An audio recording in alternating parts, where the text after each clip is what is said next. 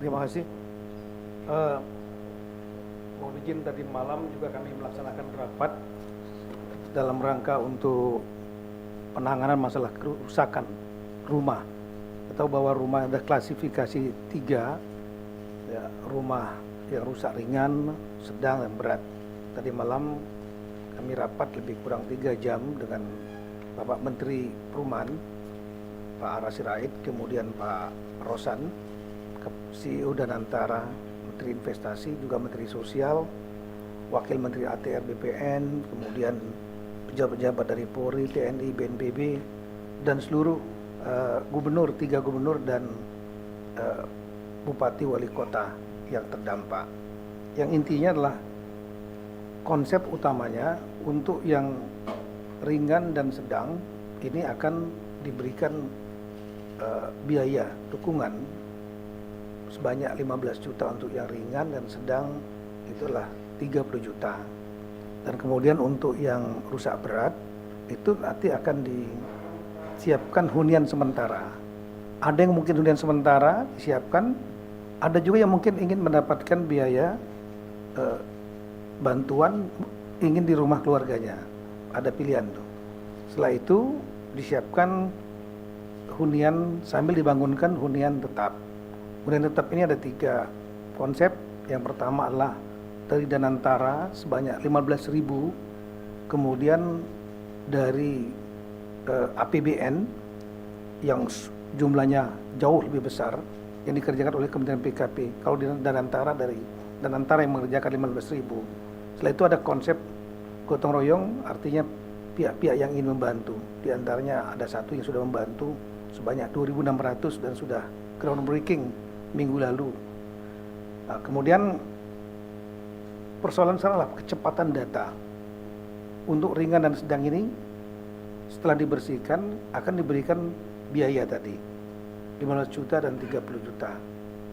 Belum termasuk itu biaya dari itu BNPB yang akan memberikan. Biaya lain lah, bantuan lain adalah bentuk perabotan. Itu akan dibantu oleh Kementerian Sosial 3 juta, dan juga untuk biaya ekonomi mereka, membantu ekonomi sebanyak 5 juta. Ditambah lagi dengan lauk pauk sebanyak 15.000 selama 3 bulan. Jadi kita harapkan bisa membantu. Persoalannya adalah data yang kita harapkan by name by address dari yang rusak ringan, sedang, berat tersebut. Data ini kemarin kesepakatannya adalah dari Pemda yang membuat. Kami punya data berapa Pemda di Aceh, kan 18 yang terdampak kabupaten kota. Kemudian Sumatera Utara 18 kabupaten kota, Sumatera Barat ada 16 kabupaten kota. Sebagian besar, kalau untuk Sumatera Barat sudah hampir mengirimkan semua datanya, ya. Kemudian yang di Sumatera Utara sebagian, dan yang belum banyak mengirimkanlah di Aceh. Untuk itulah kita membantu, mendukung BNPB bergerak, kemudian juga dari BPS, Badan Pusat Statistik, bergerak juga untuk mengumpulkan data-data by name by address, karena ini menggunakan uang negara. Kemudian akan divalidasi oleh kepolisian setempat, Polda, dan kemudian jadi biar cepat Polda dan Polres itu langsung melekat, kemudian dari Kejaksaan juga langsung melekat biar cepat datanya. Terakhirlah dari BPKP. Tadi malam wakil kepala BPKP juga hadir, langsung menugaskan. Nah, kita harapkan secepat mungkin data ini, tentu datanya tidak harus nunggu lengkap, bergelombang, karena kan nanti ada yang lagi yang mungkin belum terdata. Yang penting punya data dulu utama, baseline, dan segera diserahkan kepada BNPB dan Kementerian Sosial.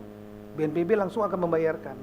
Kami sudah melihat data sementara halaman 15, itu ada 3 versi data yang sedang direkonsiliasi. Kalau data dari yang kumpulan dari Pemda-Pemda, kami melihat yang rusak ringan untuk di Aceh, Sumatera Utara, dan Sumatera Barat tuh totalnya 68.855. Saya ulangi, 68.850 rumah. Kemudian yang rusak sedang, kalau mungkin bisa slide yang ditampilkan halaman 15. Rusak sedang 37.520 dan rusak berat 56.108. Yang rusak berat inilah yang akan dibuatkan rumah hunian sementara dan hunian tetap.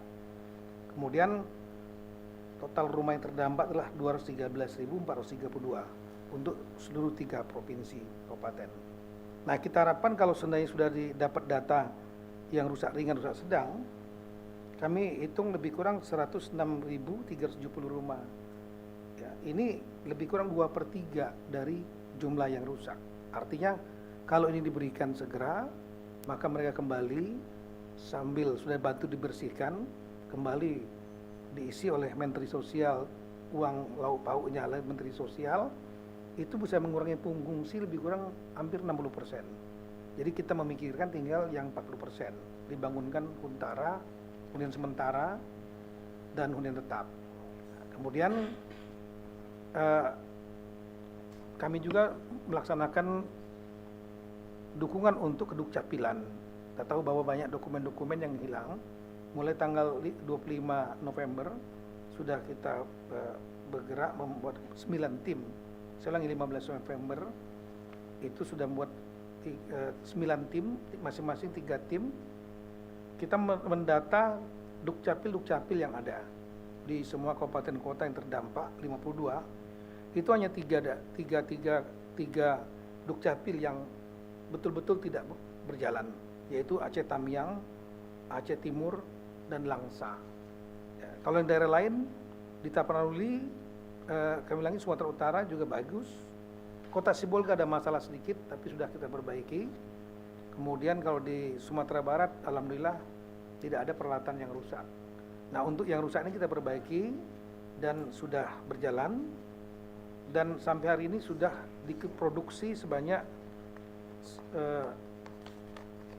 63.230 dokumen, dan ini semua tidak bayar. Mulai dari kartu keluarga, KTP elektronik, ada juga akte kelahiran, akte kematian, dan lain-lain sebagaimana di dalam daftar ini. Kami akan terus bekerja, artinya membantu masyarakat yang kehilangan dokumen, supaya mereka punya data-data dokumen mereka, dan sekali lagi tidak dipungut bayaran. Kemudian kami juga rencana mengirimkan dari IPDN itu sebanyak 1.054 personil dimulai tanggal 3 Januari. Selama sebulan mereka akan bekerja di daerah yang paling berat terdampak, yaitu Aceh Tamiang dan Aceh Utara. Kenapa kami mengatakan agak berat? Karena memang data kami menunjukkan bahwa ada desa yang hilang itu totalnya 22. Di Aceh ada 13 hilang, tersapu. Di Sumatera Utara ada 8. Sumatera Barat ada 1. Kemudian kalau kita lihat lagi dari kantor desa yang terdampak, artinya desanya nggak jalan ini pemerintahannya. Totalnya 1.580 untuk 3 provinsi. 1.455 itu di Aceh. Kemudian Sumatera Utara 93 dan Sumatera Barat 32. Jadi memang agak jauh bedanya. Dan paling banyak itulah di Aceh Utara 800 lebih dan Aceh Tamiang. Nah, oleh karena itu kewajiban dari Kemendagri untuk bisa membangkitkan, menghidupkan kembali pemerintahan-pemerintahan itu, termasuk pemerintahan desa. Kalau pemerintahan kabupaten semua jalan sudah. Nah, untuk kami mengirimkan 1.054 personel peraja IPDN dan pengasuhnya. Tugas mereka 2, satu adalah membantu pembersihan, dan yang kedua adalah membantu untuk menghidupkan kembali pemerintahan desa-desa yang ada itu. Jadi ini sebulan mereka dan masuk dalam kurikulum, masuk sebagai semacam kuliah kerja nyata, real. Ini mereka berhadapan langsung dengan permasalahan sambil membantu masyarakat.